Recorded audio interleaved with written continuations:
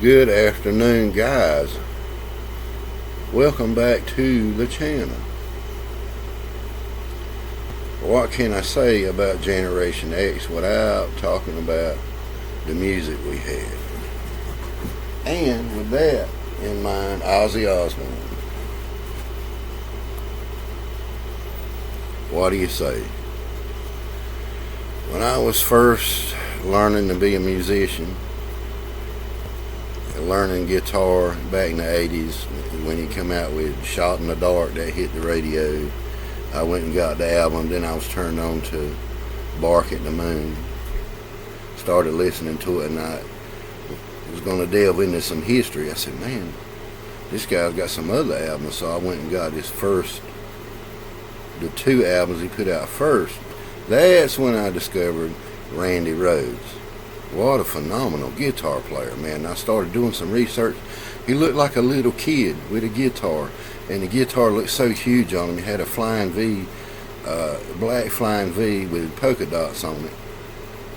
Looked like it just hung on him, man, just like he was holding a big tree. But boy, he played the devil out of that thing. But Ozzy, a guy that comes from nothing, suffered dyslexia, was picked on all the time, and music was his only outlet.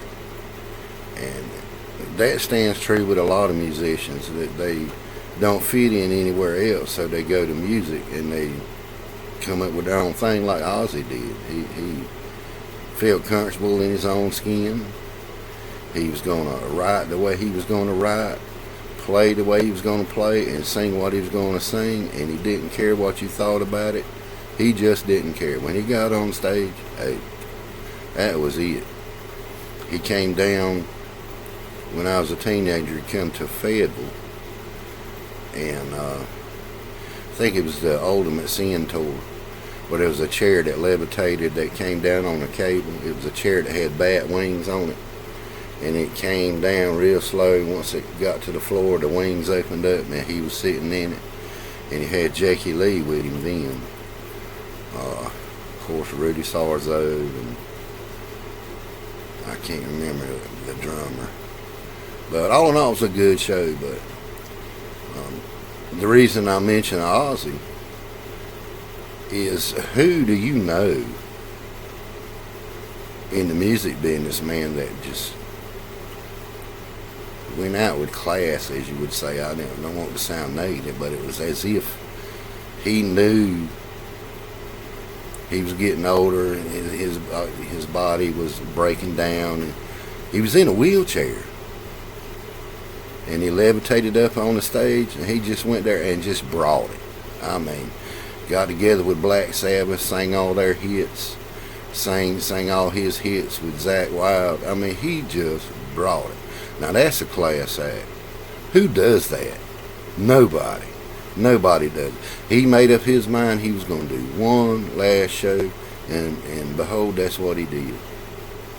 Hats off to him. I mean, there's nobody else I know of that done that knew.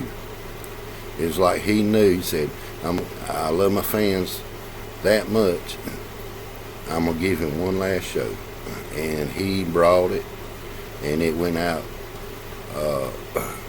streamed live, and I was able to watch it. Man, to this day, I'm still going on YouTube and just watching it again, because you can tell some of his voice, he was losing some of his voice, but hey, he kept at it. He said, let me see your effing hands.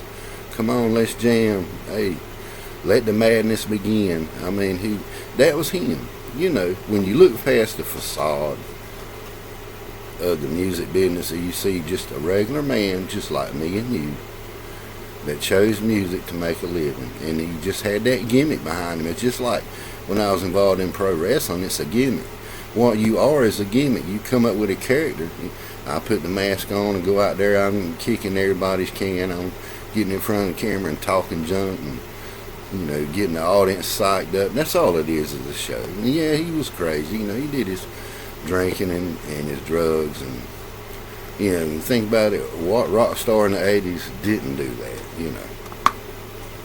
he had Motley Crue opening for him back in the day, and look at all the bands that came out. I truly believe that Black Sabbath is the ones that created what we know as heavy metal. We've always had hard rock, but as far as heavy metal, and then when Ozzy went on his own, he just put it out there a little bit more, and it caught on, you know.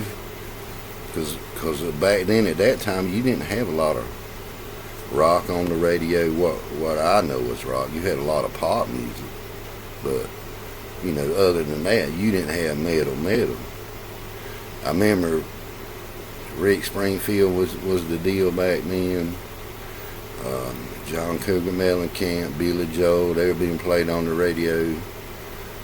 And then Ozzy come up with Shot in the Dark. And then Quiet Riot came out. You started hearing metal. And then sort of after that, that's when Def Leppard broke out. Mutt Lange got them on the radio. Then you started, then here comes Bon Jovi, of course Motley Crue before then, but that was the music of our time. That's what I call our classic rock. I have issues when I go on the classic rock radio. You know, you hear old Deep Purple and Led Zeppelin, which is cool, but that's deep. That's not my classic rock. My classic rock is Ozzy, Motley Crue, Bon Jovi, Def Leppard. To me, that's my classic rock. That's what I grew up on. I don't mind listening to Led Zeppelin and Black Sabbath and all of that, you know. But my classic rock was the metal days. So, I mean, I listen to it all. I love country, classic rock. Some of the new metal I just can't get into. But, of course, that's just me. That's just me. So I wanted to put a little tribute out to that, because the first song I learned was Crazy Train. Then I went back and learned Paranoid and Bark at the Moon. That's a tough song. One thing I give credit to Ozzy, he had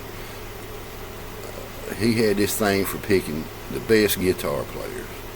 I mean, he would audition, you know. George Lynch from Talkin almost got the job, but Jackie Lee got it. Jackie Lee, people don't realize, used to be a member of Rat, but it didn't last long because he wanted to be the only guitar player. He kept giving Robin Crosby a bunch of drama all the time.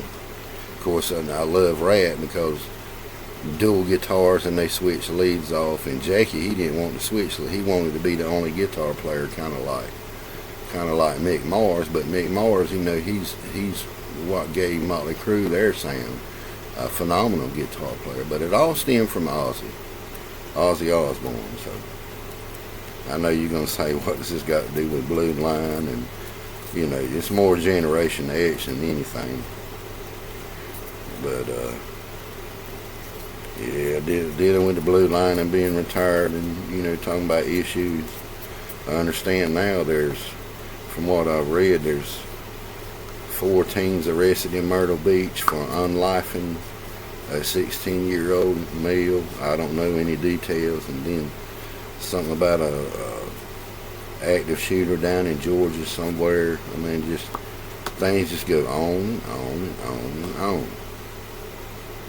So I've been catching some episodes of Live PD, and some of my guys from the county are on there, and that really gives a good insight on what it's like being an officer actually on duty, and what they do, and responding to calls and how they respond to them. That's true active live stuff. It's not staged. Like back in the day, they had to show cops, that was staged. That was a bunch of actors. I don't know what they were trying to pull, but it's come out to light now that there was a bunch of actors doing that stuff. So, man, good old Ozzy. That was a class act, man. I'm still trying to get over that. Like, who does that? Who does a final show knowing that's his final show? He knew. But he brought it. He came out in a wheelchair now. Couldn't stand up. He couldn't stand it. His health was too bad. He sat in a wheelchair and just brawled it. But anyway, as we say in good old Romco, shine, yeah. Hope you like the channel. Hit like and subscribe. And we'll see you again on another episode. Have a good one.